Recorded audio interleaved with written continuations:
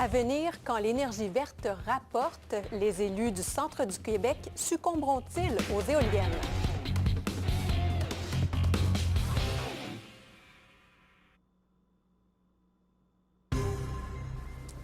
Au centre du Québec, le virage vert pourrait bien passer par l'installation d'éoliennes, un important projet qui ne fait toutefois pas l'unanimité.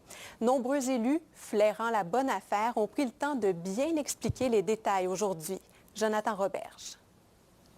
Jusqu'à 66 immenses éoliennes comme celle-ci pourraient être construites d'ici 4 ans dans 5 municipalités de la MRC de Nicolet-Yamaska. Réduire les GES, c'est important pour notre société. Puis les éoliennes, ça fait justement ça. C'est une énergie verte, c'est une des énergies les plus vertes actuellement. Hydro-Québec souhaite ajouter 4000 mégawatts à sa production d'énergie renouvelable.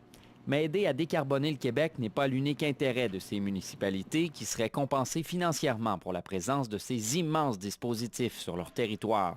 Ça va pouvoir amener des nouvelles infrastructures, réparer celles qui sont là.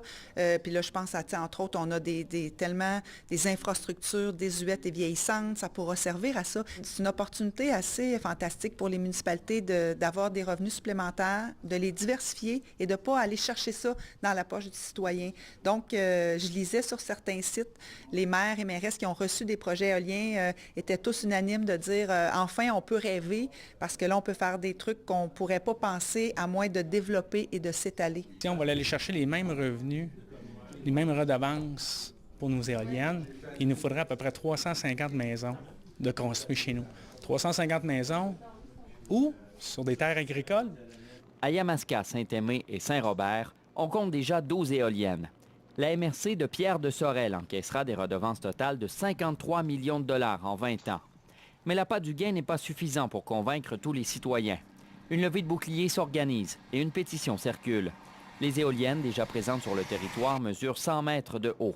Leurs pales ont un diamètre de 92 mètres et génèrent du bruit. Alors, il y a déjà 1800 éoliennes en fonction au Québec. On réglemente, on met des distances. Je pense que c'est bien encadré. On a parlé déjà des corridors d'oiseaux migrateurs, les chauves-souris.